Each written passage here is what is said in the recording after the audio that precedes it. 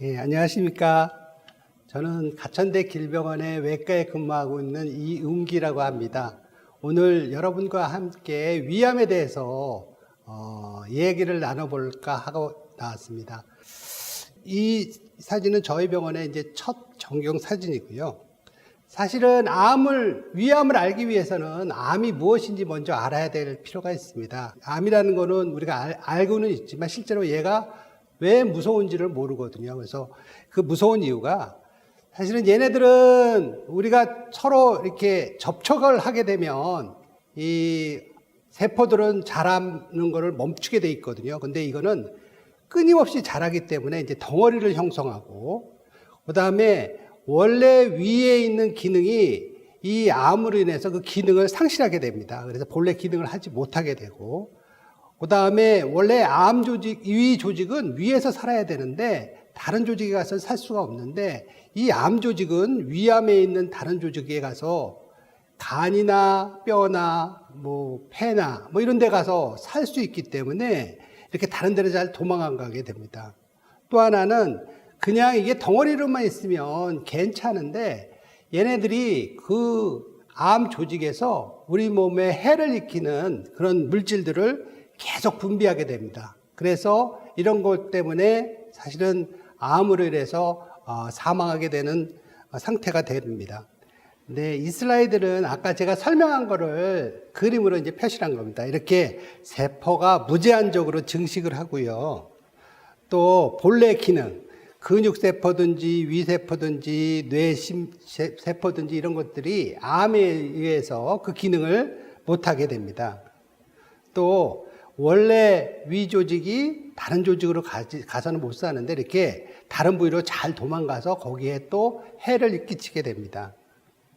또 전이를 해서 아까 얘기한 것처럼 전이를 해서 다른 부위에서 자라는 것을 보여드린 거고요. 또 해로운 물질을 분비를 해가지고 극단적으로 식사를 못하게 하는 물질 이런 것들을 분비하게 돼서 영양실조 상태를 이뤄서 결국에는 사망에 이르게 됩니다. 그래서 악성종양과 양성종양, 즉 암과 암이 아닌 것을 구분하게 되면 양성종양은 대체로 천천히 자라는 반면에 악성종양은 굉장히 빠르게 자라고요. 그 다음에 양성은 비교적 세포가 잘 분화가 되어 있는데 악성종양은 분화가 굉장히 낮고, 그 다음에 고유 기능을 잃어버리는 경우가 많고요. 그 다음에 양성종양은 대체적으로 주위 조직을 침범하지 않는 반면에 악성종양은 주위 조직을 침범하게 됩니다. 그리고 혈액이나 림프관을 침범하지 않는 반면에 악성종양은 혈관, 림프관을 침범해서 다른 부위로 도망을 가게 됩니다. 그래서 이런 특징들을 가지고 보통 우리가 양성과 악성, 그러니까 보통 종양과 암을 구별하게 됩니다. 암 발생률을 보면 사실은 이거 2015년도 건데요. 보면은 대체적으로 이제 갑상선암이 대체적으로 되게 많고요. 그 다음에 위암이 많은 편입니다. 사실 갑상선암이 많은 이유는 여러 가지가 있는데요. 우리가 건강검진을 통해서 발견하는 율이 굉장히 많아졌기 때문에 갑상선암이 많고요. 위암이 아직은 2위를 차지하고 있습니다. 위암 같은 경우 이 편은 10만 명당 7만 9천 명 정도가 생기는데 그 중에 대개 100분율을 보면 한 20% 정도가 위암이 차지하고 있습니다. 그리고 요거는 이제 여자 같은 경우인데요. 여자 같은 경우는 갑상선암이 굉장히 많이 차지하고 있고 위암은 한 4위 정도 되고 있습니다. 요거는 이제 0세에서 14세에서 어떤 암이 제일 많이 생기냐면 주로 혈액암 종류가 많이 생겨요. 그래서 백혈병, 비호지킨, 림프종 이런 것들이 많이 생기고요. 대개 이제 15에서 34세쯤 되면 그때부터는 이제 갑상선암이 이제 많이 발생하기 시작합니다. 그리고 이제 35세에서 64세가 되면 이때부터는 갑상선암, 유방암, 그래서 위암, 대장암들이 이제 점점 많이 생기게 되고요. 특히 남자에서는 위암, 대장암이 이제 순차적으로 이제 많이 생기게 됩니다. 65세 이상은 당연히 폐암이 제일 많이 생기게 되고요. 그 다음에 이제 위암, 대장암 이런 순서대로 이제 보통 생기게 되고요. 그래서 뭐 5년 생존율을 보면 그 점점점 연도가 5년 단위로 끌어놓은 건데요. 점점점 그 좋아지는 경향이 있습니다. 이제 이 이유가 여러 가지가 있는데요. 뭐 치료 방법이 좋아진 것도 있고 그런 것도 있지만 우리나라 같은 경우는 건강검진이 생기고 나서 조기에 발견되는 율이 많아졌습니다. 그렇기 때문에 그 조기에 발견됐기 때문에 많은 그 생존율이 굉장히 높아지는 그런 좋은 결과를 얻게 됐습니다. 이거는 남자에서는 이제 위암이 제일 많고 여자에서는 이제 갑상선암이 제일 많고요. 요거는 이제 시도별로 이렇게 쭉 얘기를 했는데요. 시도별로 보면은 저기 보면 인천시를 보면 인천시 같은 경우에도 한 4위에서 5위 정도 되는 굉장히 좀 낮은 편에 속합니다. 그래서 이제 결론적으로 얘기하면 우리나라 국민들이 평균 수명을 81세까지 생존할 경우 암에 걸릴 확률이 한 37.3%. 그러니까 10명 중에 한 4명 정도, 뭐 4명 이하에서 암이 생길 확률이 있고요. 남자분들이 이제 그 77세를 보는데요. 대개 5명 중 2명. 여자분들은 한 84세 정도로 보는데요. 3명 중 1명 정도 그 암 발생률을 우리가 추정하고 있습니다. 그래서 이제 주요 암 연령표로 이렇게 쭉 보면은요, 이게 그 갑상선암, 전립선암, 유방암 같은 경우는 이제 사실은 증가하는 암이 되고요. 간암 또 위암 같은 경우는 사실은 점점 좀 감소하는 추세를 보이고 있습니다. 요것도 뭐 암이 제일 많은 시도를 보면은 뭐 울산이 제일 많은 걸로 나와 있고요. 서울이 제일 적고, 뭐 이런 식으로 좀 이렇게 좀 나눠져 있습니다. 위암에 대해서 이제 본격적으로 말씀을 드리면요. 위라는 조직 자체가 보시는 것처럼 그 간 내 아래쪽, 그다음에 비장, 그 옆에 비장, 뒤쪽으로 췌장, 그 앞쪽으로 대장의 횡행결장이 이렇게 지나가는 그 사이에 있는 것이 위입니다. 그래서 크게 한 3부분으로 이렇게 나눠지고요. 그 다음에 요거는 이제 그 나눠진 부위에 대한 그 설명입니다. 요거는 뭘 표시한 거냐면 우리가 암이 도망을 갈 때 우리가 크게 혈행성, 그다음에 임파관을 타고 또 주위에 직접 침범을 하거나 딴 데로 떨어져 나가거나 이렇게 한 4가지 루트를 타고 도망을 가는데요. 그 중에서도 주로 임파선에 가는 경우가 많기 때문에 우리 주위에 임파선이 어떤 임파선들이 있는지를 지금 보여드린 겁니다. 위 조직은 한 4개 정도로 되어 있는데요. 점막층이 있고요. 그 다음에 그 아래 점막 하층이 있고, 그 다음에 근육층이 있고, 장막층이 있습니다. 이 4층이 굉장히 중요한데요. 왜냐하면 이따 또 설명을 한번 해드릴 건데요. 암이 침범하는 깊이에 따라서 우리가 기수를 정하거든요. 그렇기 때문에 이 기수를 정할 때 이 얼마만큼 깊이 먹었는지 굉장히 중요합니다. 그래서 이 층이 굉장히 중요하고요. 대개 이제 왜 암이 생기냐? 사람들이 다 물어보죠. 왜 생기는지. 사실은 암이 생기는 이유는 정확히 잘 모릅니다. 다만 우리가 이런 것들이 가장 가능성이 있다 이렇게 생각을 합니다. 그 대표적인 게 식품에 의한 것, 균에 의한 것, 그 외의 원인 이렇게 한 크게 3가지로 나눠지고요. 음식은 뭐 여러분들이 너무 잘 아십니다. 뭐 짠 거 먹지 말라, 뭐 탄 거 먹지 말라, 매운 거 먹지 말라 이렇게 얘기를 하고 있죠. 특히나 짠 거. 우리나라 사람들이 참 짠 거를 참 많이 먹습니다. 보통 평균 먹어야 되는 양의 한 3배 정도를 먹는다고 보통 보고 있거든요. 그렇기 때문에 우리나라나 일본 이렇게 동양에 있는 분들이 사실은 위암의 발생률이 굉장히 높습니다. 그게 이제 주로 음식 때문에 그렇지 않겠느냐 이렇게 생각하고 있는 거고요. 그 다음에 탄 것, 우리가 고기나 이런 것들을 이렇게 불에 구워 먹는 걸 참 좋아하잖아요. 이제 이런 원인 때문에 암이 생기는 원인이 좀 높게 나옵니다. 요게 이제 음식물 위험도인데요. 보통 1을 정상이라고 보시면 돼요. 그런데 숯불구이 고기 같은 경우가 2.1에서 2.9. 뭐 구운 생선을 뭐 5.9에서 7, 뭐 이 정도로 얘기하고 생선탕 종류도 2.1에서 3.3 이렇게 정도 얘기를 하고 있습니다.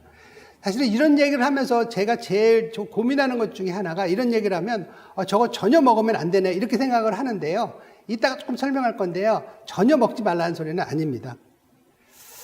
요걸 얘기하고 싶어서 지금 말씀드린 겁니다. 뭐냐면 저희가 얘기할 때 그 섭취량이 그 짠맛 선호도가 낮을 경우에는 사실은 암 발생률이 거의 높지가 않습니다. 적게 먹었을 때는 높아도 별로 높지 않습니다. 그런데 이게 그 양이 많아지면 그때는 사실은 높아집니다. 그러니까 한마디로 해서 많은 양을 짜게 많이 먹었을 때, 요럴 때가 위험한 거지, 적은 양을 작게 먹었을 때나, 그럴 때는 사실은 암의 위험성이 이렇게 높지 않다. 이렇게 생각하시면 됩니다. 그래서 전혀 뭐 음식을 먹지 말라. 이런 얘기는 절대 아니니까 오해하지 않았으면 좋겠습니다. 이거 우리가 좋아하는 뭐 굽거나 생선, 굽는 찌개나 이런 것들도 사실은 적게 먹었을 때는 상대 위험도가 그렇게 높지 않고요. 대개 보면 많이 먹었을 때가 굉장히 문제가 됩니다. 채소도 생으로 먹었을 때는 참 좋은데요.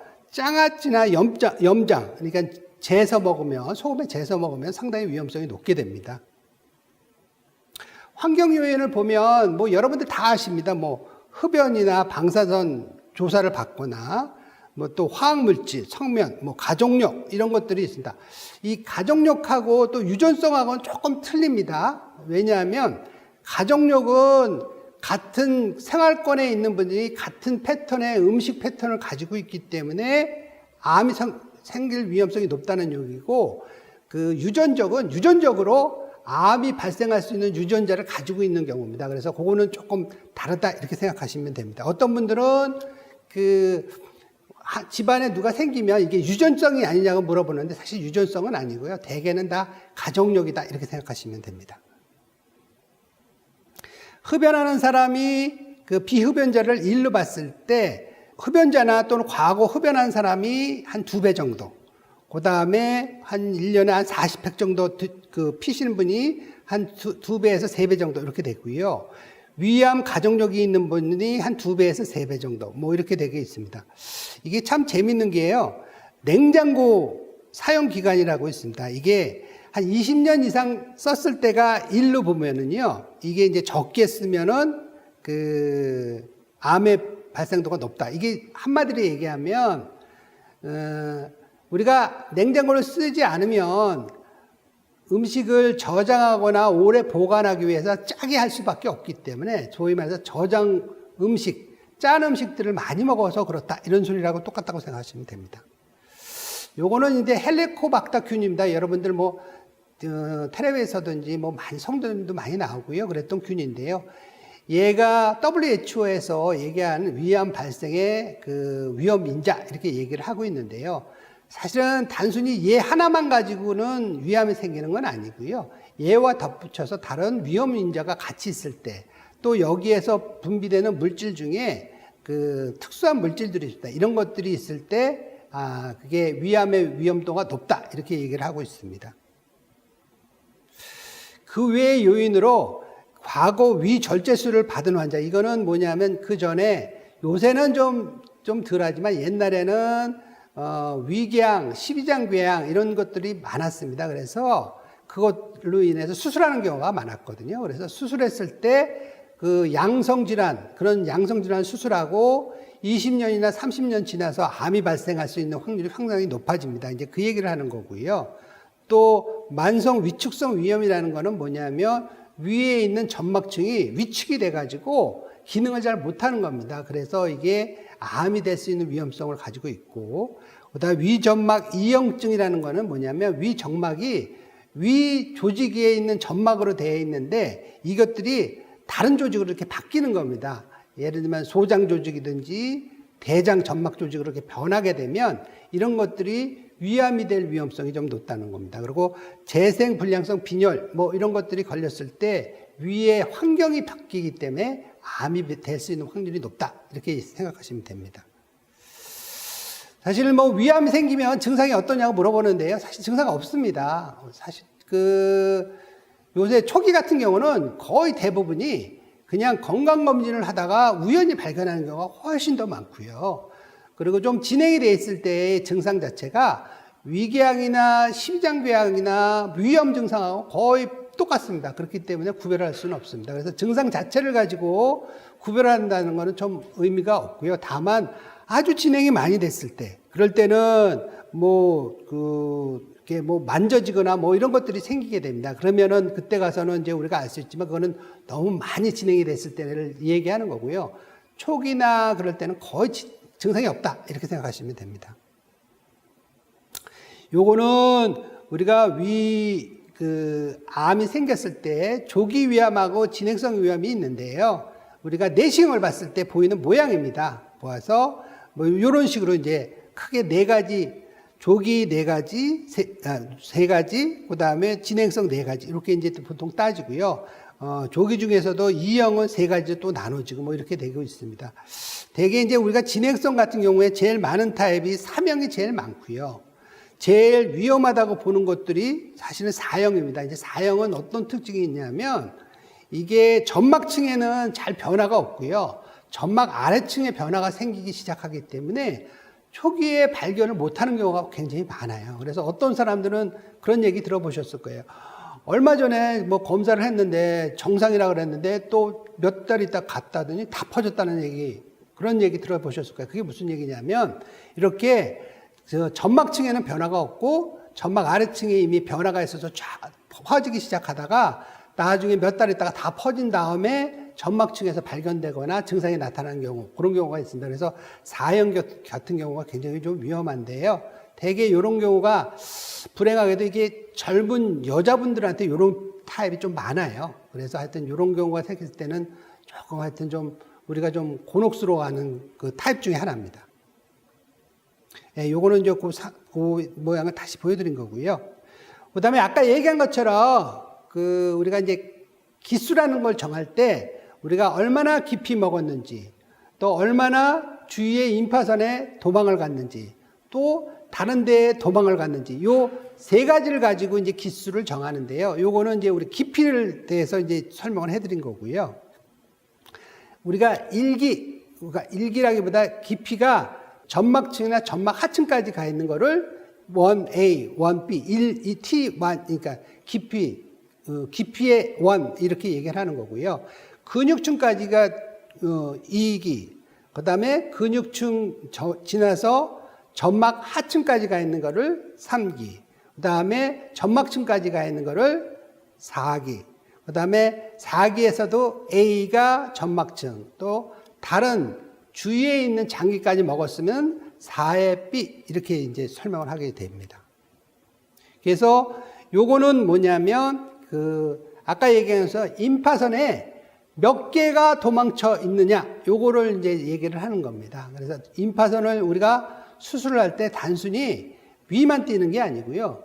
위 주위에 있는 아까 임파선 그림 보여드린 거 기억하실 겁니다. 그 임파선을 다 긁어냈을 때 그 긁어낸 걸 전부 다 하나하나 찾아서 우리가 암이 거기 있는지 없는지를 봅니다. 그래서 거기에 몇 개가 숨어 있는지를 보는 거예요. 그 중에서 2개 이하가 되면 1, 그 다음에 2개, 3개에서 6개 그러면은 2, 그 다음에 3개, 7개에서 15개는 3의 A, 그 다음에 16개 이상은 3의 B, 이렇게 이제 나눠서 요걸 가지고 우리가 기수를 정하게 됩니다.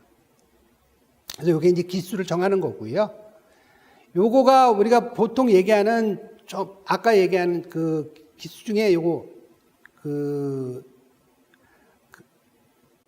초기를 얘기하는 거고요. 그 다음에 요거는 궤양성 암을 얘기하는 거고요. 그 다음에 요게 얘기하는 3기, 세 번째 형을 얘기하는 거고요. 요게 이제 아까 얘기한 쫙 퍼졌을 때의 모양을 얘기해 드리는 겁니다. 요거는 뭐냐면 우리가 옛날에, 요새 검사를 선택적으로 하는데요. 약을 먹고, 특수약을 먹고 사진을 찍게 됩니다. 그러면 사진을 찍게 되면 그 사진 모양, 위에 모양이 생기는 건데 그 모양에 따라서 암이 있는지 없는지, 암이 의심되는 게 있는지 없는지를 보는 모양을 보여드리는 겁니다. 위조용술이라고 그러죠. 요거는 이제 우리가 CT를 찍었을 때 보이는 모양인데요. 여기 있는 것처럼 보통 위에 이렇게 좀 두껍게 이렇게 보이는 것이 지금 위암이 이제 침범을 한 걸 보여드린 겁니다. 요거는 요 옆에 보시는 것처럼 그 위쪽으로 까맣게 보이는 것이 암이 이제 침범을 해서 그쪽까지 전이가 된 거를 얘기합니다. 요것도 요 위에 요 암이 이렇게 볼록 튀어나온 거를 지금 보여드린 거고요. CT에서.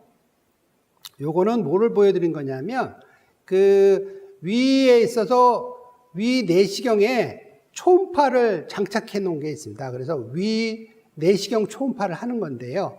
이걸 하는 목적은 아까 깊이를 말씀드렸을 때 우리가 수술 전에 이 위 내시경 초음파를 통해서 우리가 추측을 하는 거거든요. 그래서 요게 어느 깊이까지 먹은 것 같다 하면 그걸 통해서 우리가 수술하는 방법을 조금 고려를 합니다. 그래서 조금 먹었을 때는 최소 침습 치료, 그 다음에 조금 많이 먹었을 때는 우리가 이제 그 보통 개복술 뭐 이렇게 수술하는 방법을 정할 때 우리가 사용을 하고 있습니다.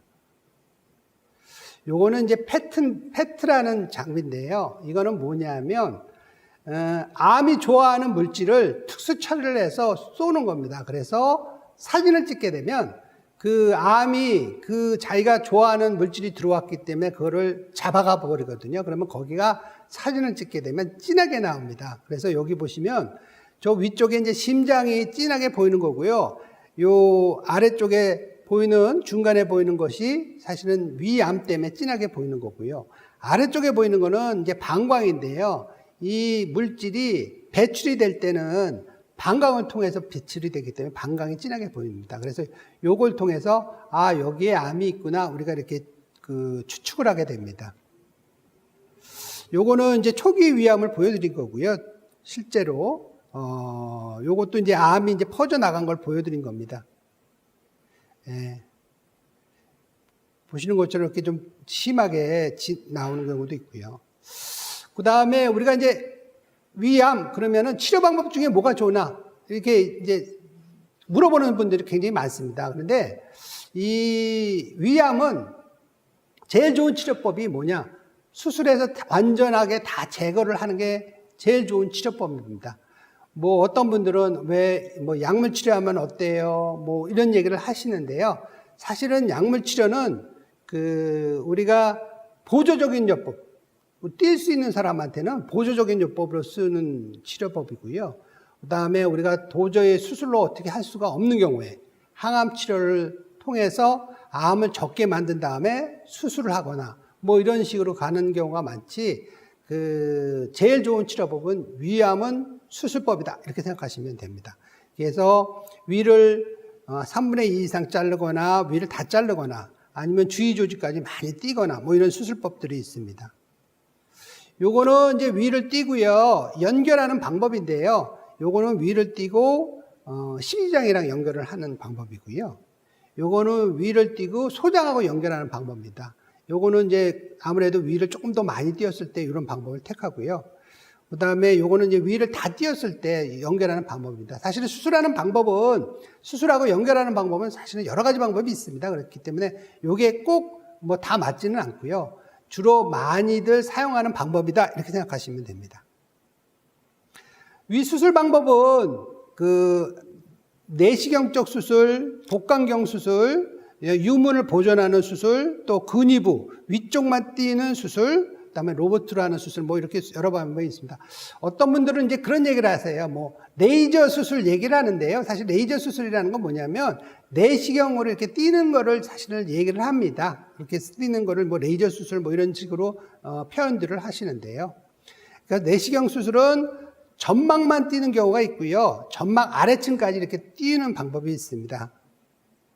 근데 이게 중요한 건 뭐냐면 아까 제가 기수를 얘기할 때 뭐라고 얘기했냐면 우리가 1기, 2기, 3기, 4기를 정할 때 깊이와 주위에 도망친 임파선의 개수 요 두 개를 합해야지 사실은 기수가 나오는 건데요.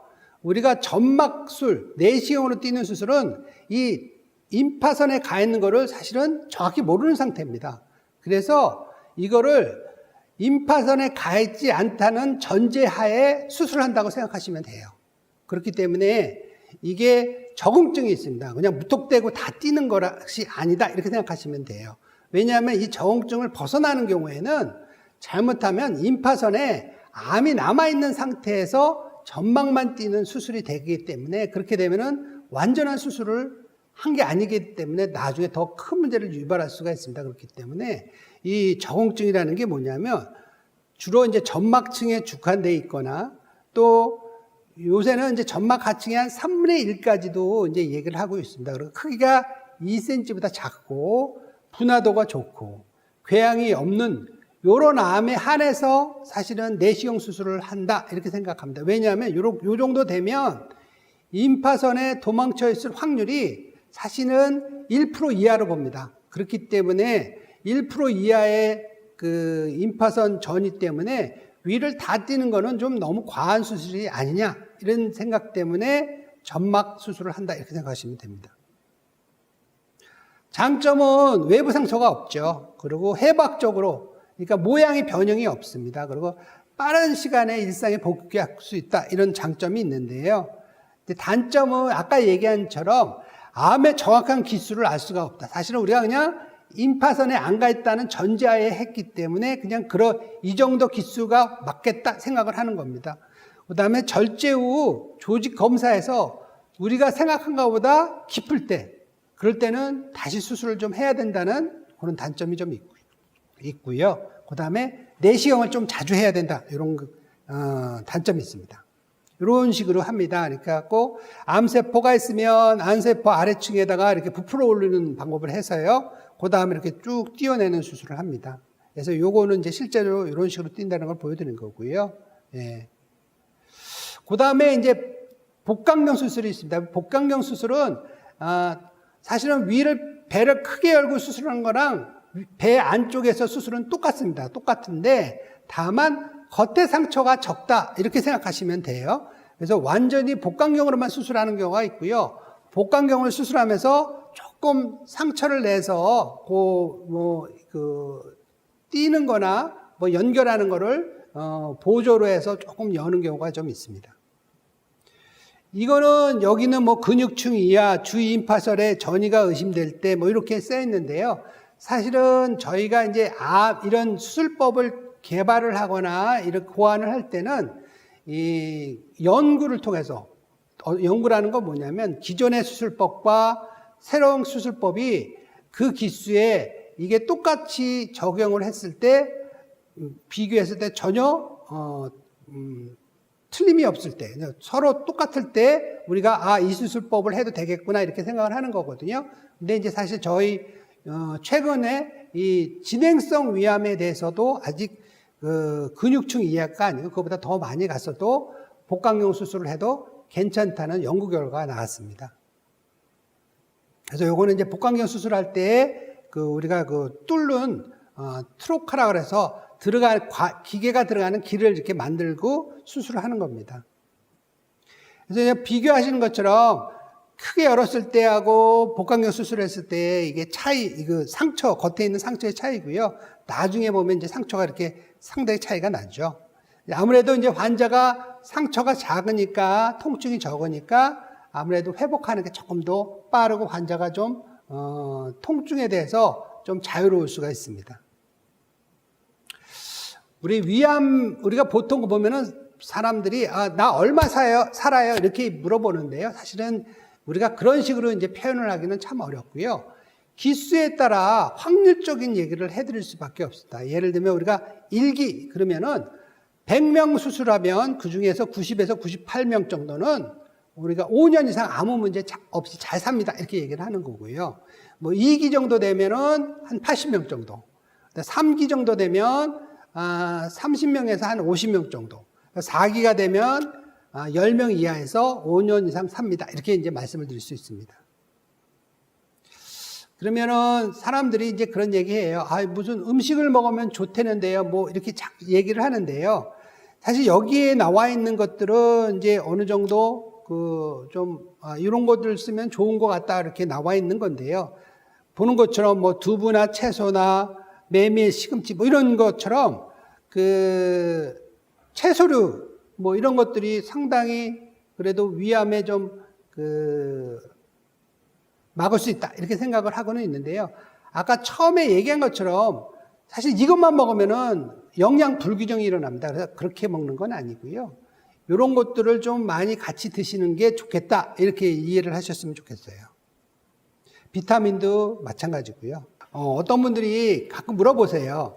암은 칼을 대면 빨리 죽는다고 얘기를 하는데요. 이거는 사실은 맞는 얘기도 됩니다. 무슨 얘기냐면 우리가 배를 열었을 때 진짜 너무 많이 퍼져서 아무것도 못하고 닫는 경우가 생길 수 있거든요. 그런 경우가 되면 사실은 체력적으로 많이 떨어지기 때문에 암이 더 빨리 퍼질 수 있는 위험성은 있습니다. 그렇지만 실제로 암을 다 뛸 수 있을 경우에는 안 뛰는 것보다는 훨씬 오래 산다는 것을 꼭 기억하셨으면 좋겠고요.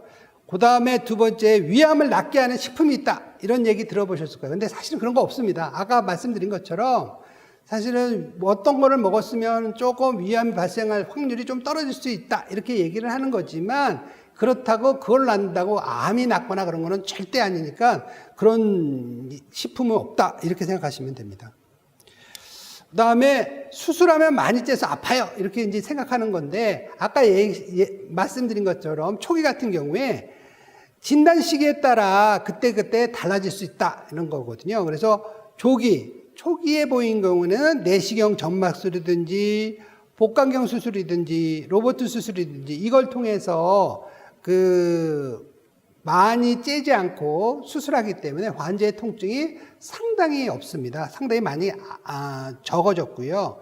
진행성인 경우에는 이제 개복수를 하지만 수술에 우리가 무통주사라는 게 굉장히 많이 이제 발달이 됐어요. 그래서 그런 걸 통해서 옛날에 비해서는 통증이나 이런 것들을 많이 감소시키는 그런 경향이 있으니까 너무 두려워하지 않았으면 좋겠어요.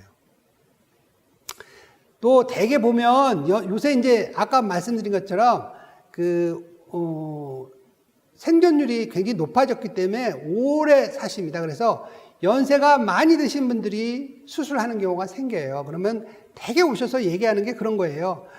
나이가 많아서 뭐 내가 수술을 해서 뭐 하냐 뭐 이렇게 얘기를 하시는 경우가 많은데요. 사실은 나이는 그렇게 중요하지 않고요.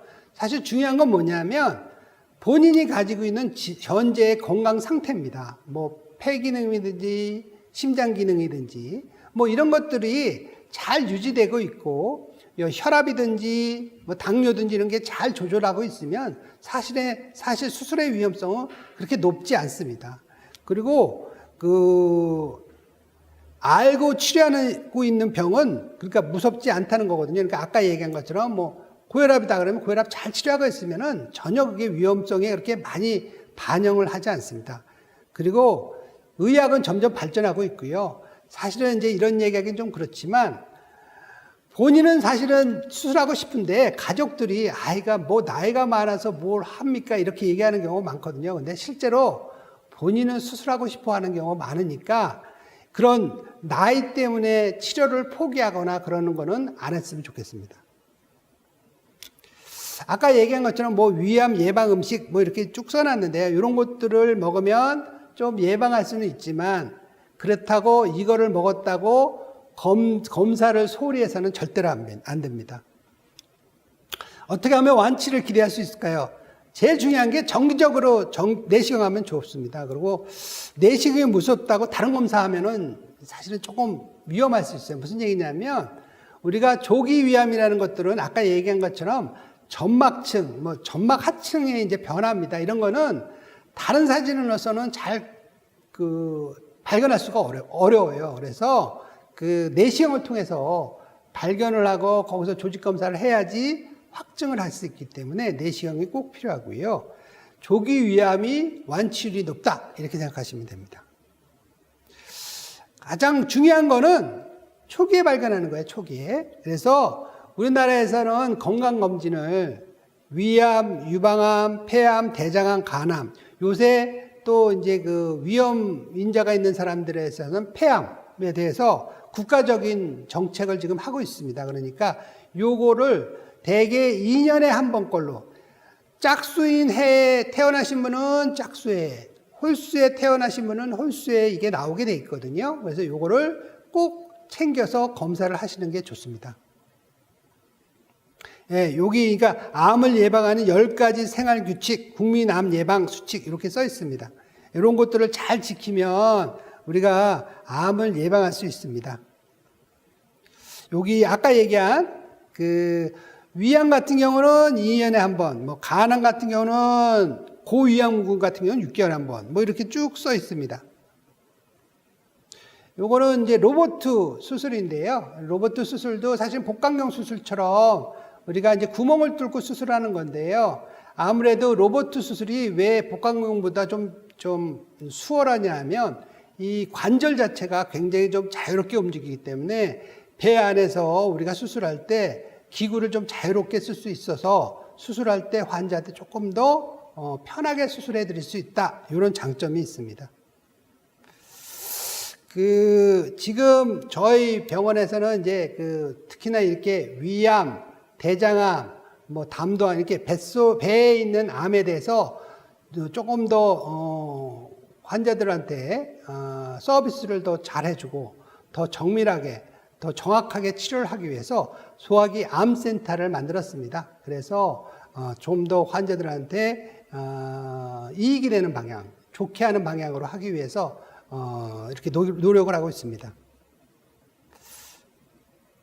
요거는 우리가 이제 왓슨이라는 인공지능 암 프로그램이 있습니다. 그래서 이거는 이제 어떤 거냐면 인공지능에 세계적인 그런 논문들이나 이런 것들을 전부 다 입력을 시킨 다음에 그 암에 대해서 우리가 집어넣었을 때 그 치료법이나 이런 것들에 대해서 현재 치료하고 있는 방법, 최신 유행, 그 트렌드 뭐 이런 것들을 우리한테 보여주는 그런 프로그램입니다. 그래서 저희 길병원에서는 이런 왓슨 온콜로지라 그래서 그런 프로그램도 갖춰놓고 있습니다.